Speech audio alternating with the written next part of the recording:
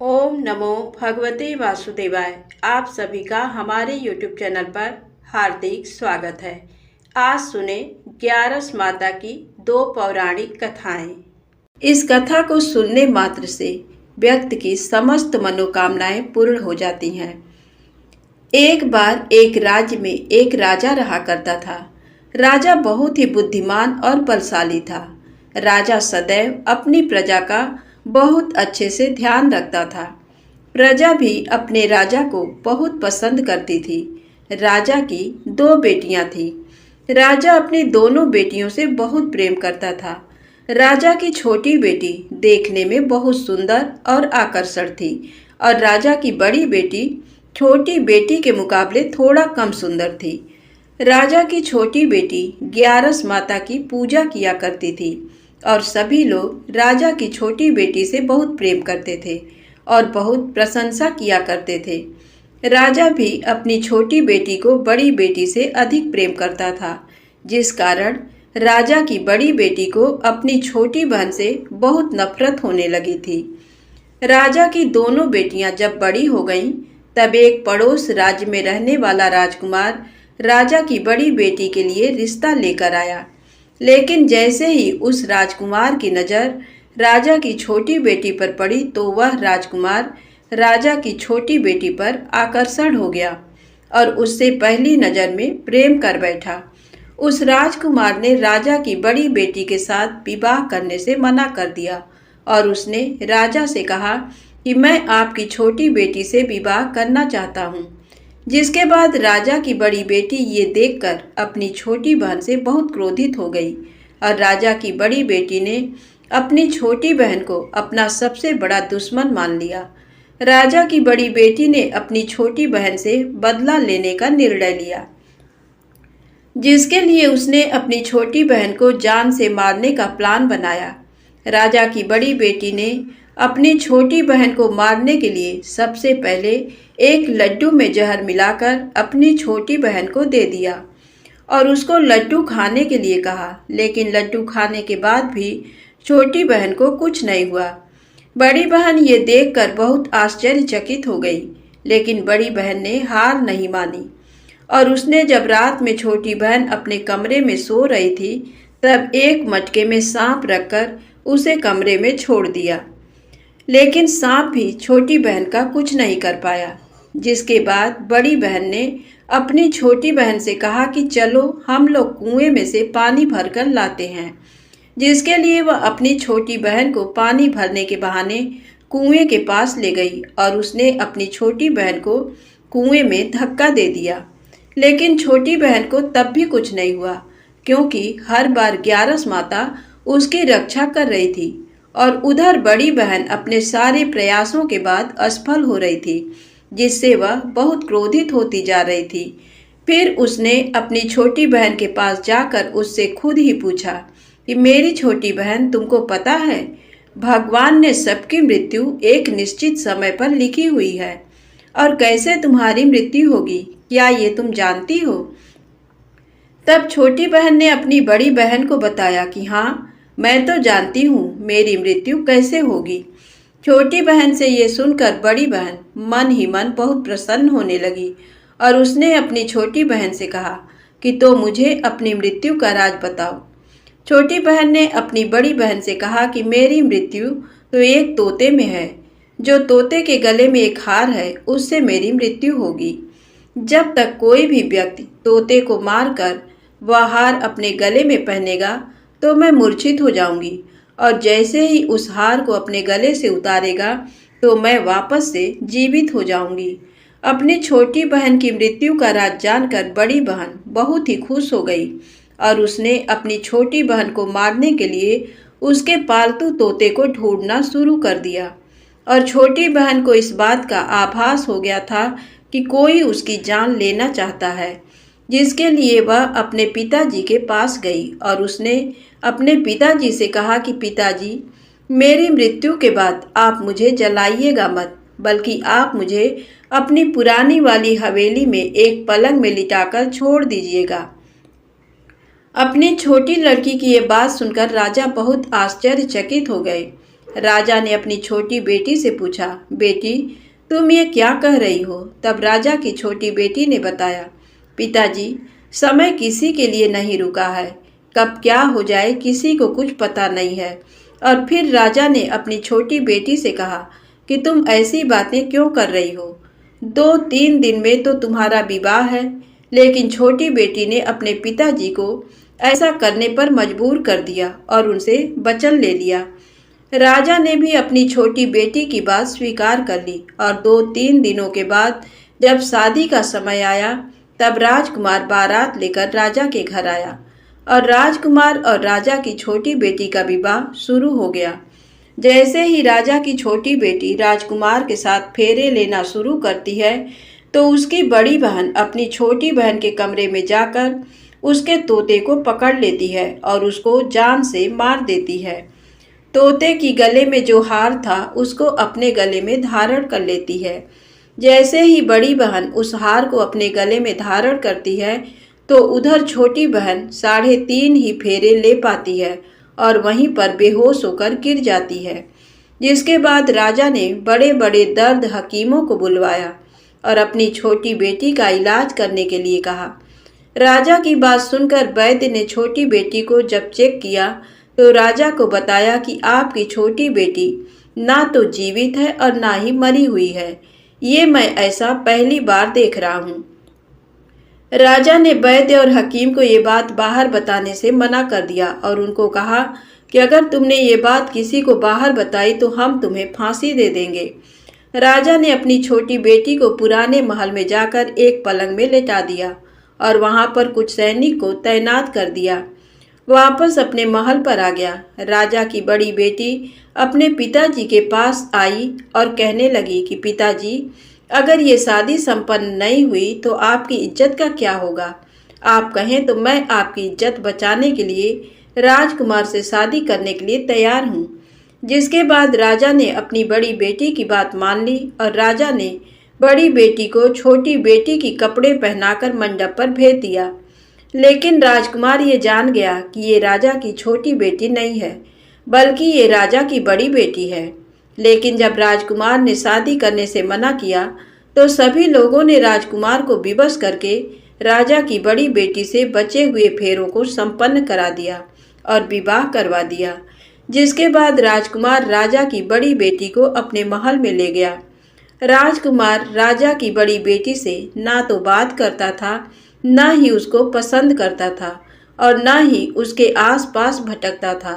और राजकुमार ने यह फैसला लिया था कि वह अपनी प्रेमिका को ढूंढ कर रहेगा और ये जान कर रहेगा कि उसके साथ हुआ क्या है।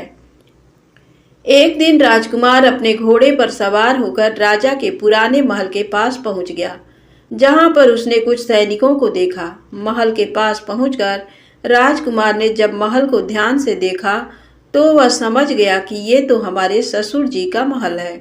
तब राजकुमार ने सैनिकों से पूछा, तुम लोग यहाँ क्या कर रहे हो और इस महल के अंदर उस पलंग में कौन लेटा है? जिसके बाद सैनिकों ने बताया कि यहाँ पर राजा की छोटी बेटी लेटी है। ये सुनकर राजकुमार बहुत प्रसन्न हो गया और वह तुरंत अपनी प्रेमिका के पास पहुँच गया और उसकी सेवा करने लगा।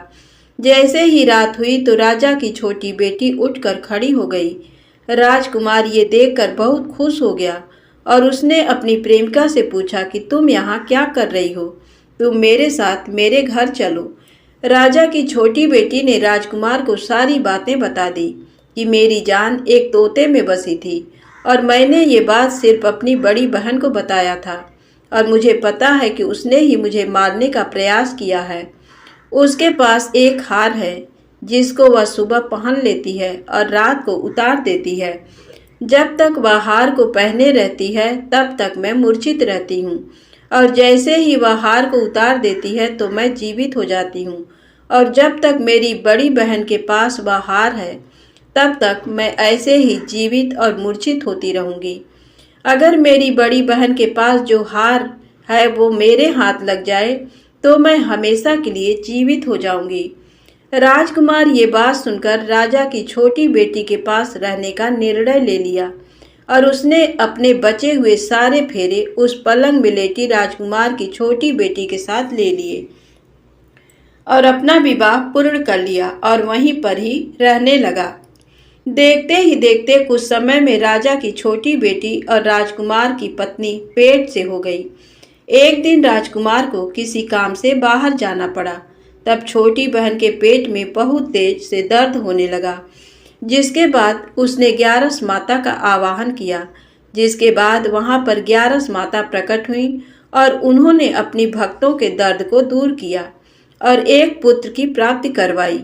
और वहीं पर अचानक से राजकुमार भी आ गया।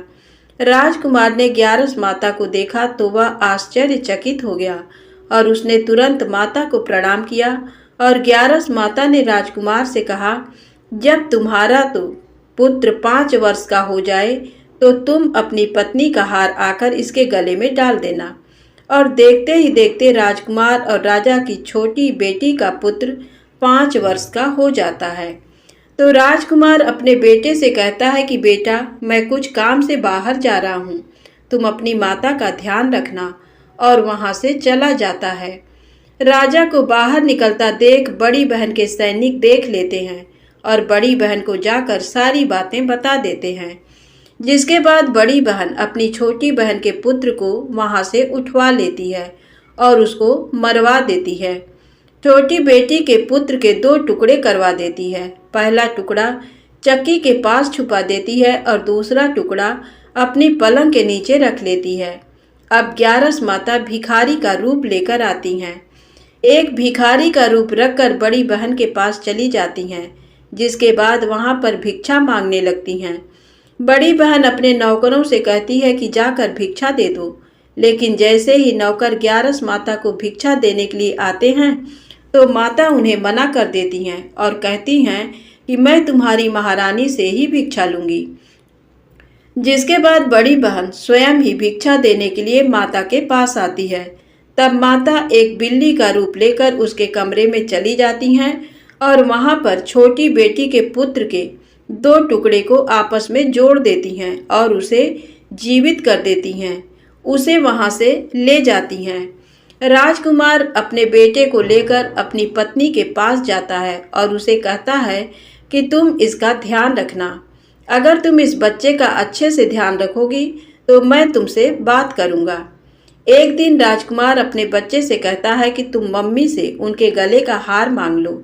जिसके बाद राजकुमार का लड़का अपनी मम्मी के पास जाता है और कहता है कि मम्मी, मुझे तुम्हारा हार चाहिए। ये सुनकर पहले तो बड़ी बहन बहुत क्रोधित होती है, पर उसको ये याद आता है कि राजकुमार ने कहा था कि अगर मैं इस बच्चे का ध्यान अच्छे से रखूंगी तो वह मुझसे बात करेंगे।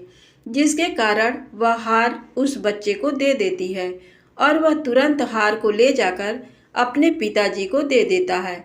और तभी राजकुमार अपने बेटे को लेकर वहां से जाने लगता है और अपनी पत्नी से कहता है कि तुम हमारे लिए खाना बनाकर रखना, मैं शाम को आकर तुम्हारे साथ खाऊंगा।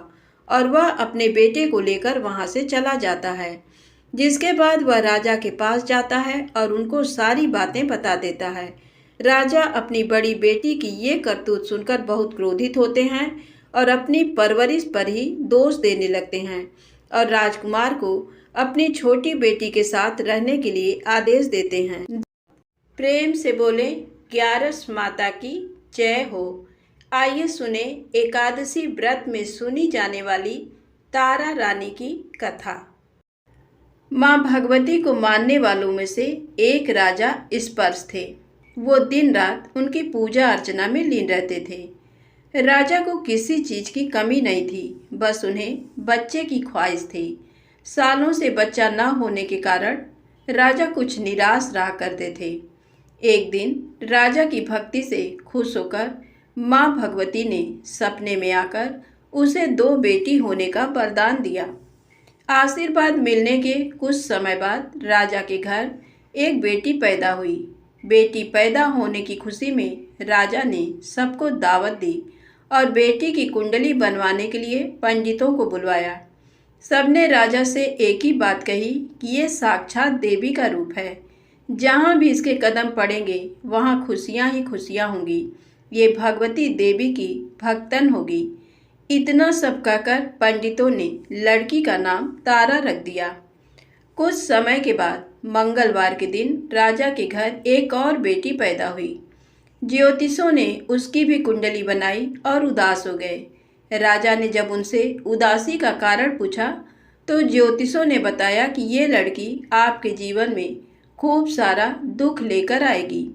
राजा ने ज्योतिषों से पूछा कि आखिर मैंने ऐसे कौन से खराब कर्म किए थे कि इसने मेरे घर जन्म लिया है।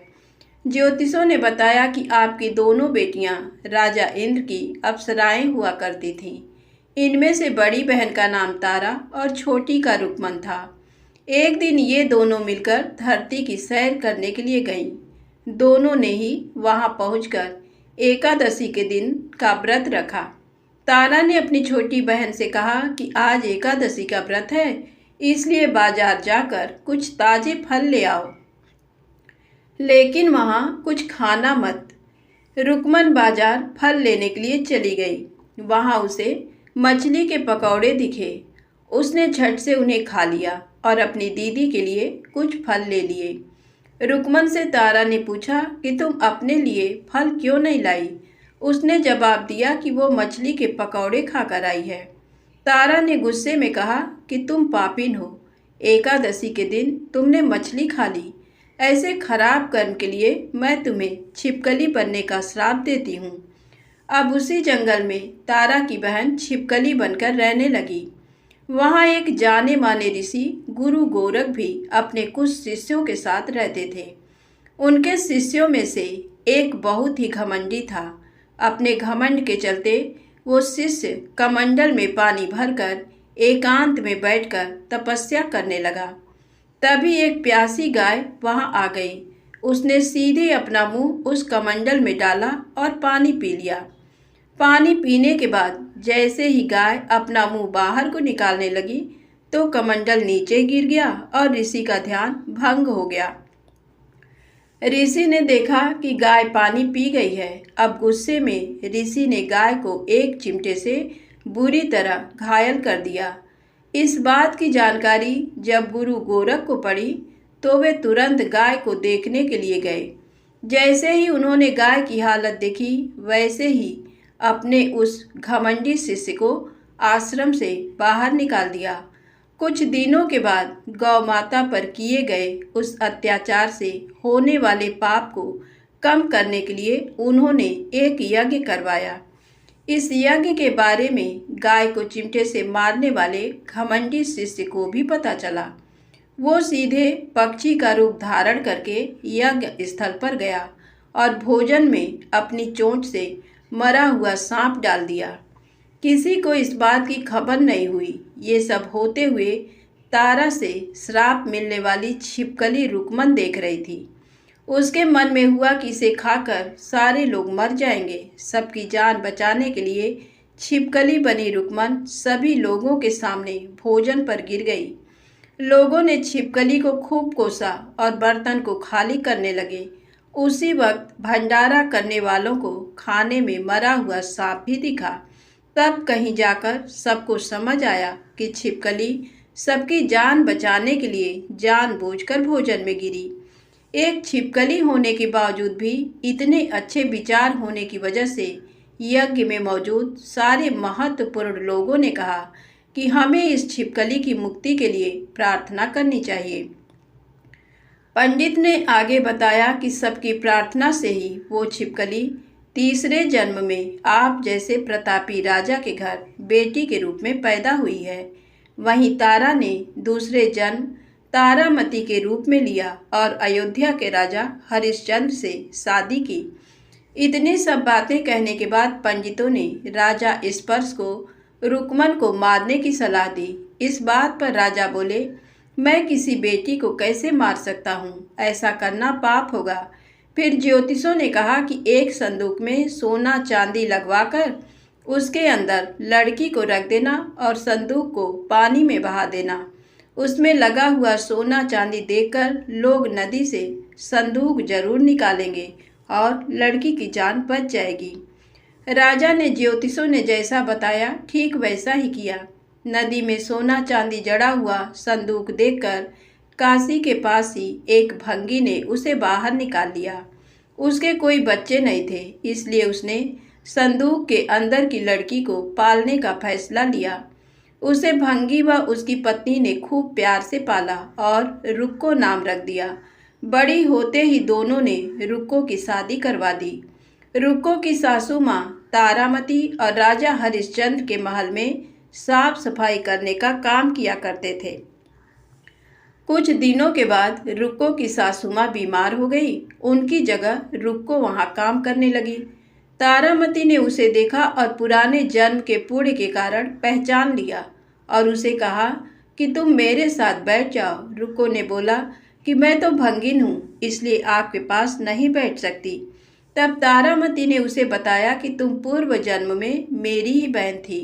तुमने एकादशी के व्रत के दिन मछली खा ली थी और मैंने तुम्हें दंड देते हुए छिपकली बना दिया। अब तुम्हें दोबारा मनुष्य जन्म मिला है, तो इस जन्म में माँ वैष्णो की पूजा करके पुण्य कमा लो। माँ की पूजा से तुम्हारी सारी इच्छाएं भी पूरी होंगी। तारामती की इस बात को सुनने के बाद रुक्को माँ वैष्णो से एक बेटे के लिए प्रार्थना करती है और कहती है कि अगर उसकी मनोकामना पूरी हुई तो वो अपने घर में माँ वैष्णो देवी का पूजन और जागरण कराएगी। माँ वैष्णो देवी उसकी प्रार्थना सुन लेती हैं और उसे बेटा होता है। पुत्र की प्राप्ति के बाद रुक्को उसकी देखभाल और प्यार दुलार में माँ वैष्णो देवी की पूजा करना भूल जाती है। ऐसा होते होते 5 साल बीत गए और फिर एक दिन उस बच्चे को चेचक यानी माता निकल आती हैं। बच्चे की ऐसी स्थिति देखकर परेशान रुक्को अपने पिछले जन्म की बहन तारामती के घर जाकर उन्हें इस समस्या के बारे में बताती है। तब तारामती ने पूछा कि तुमने माँ वैष्णो देवी की पूजा अर्चना में कोई गलती तो नहीं की। फिर रुक्को को याद आता है कि उसने माँ वैष्णो देवी का जागरण कराने का प्रण लिया था। ये बात याद आते ही रुक्को को काफ़ी पछतावा हुआ और मन में माँ से कहा कि बच्चे के ठीक होते ही वो अपने घर में जागरण कराएगी।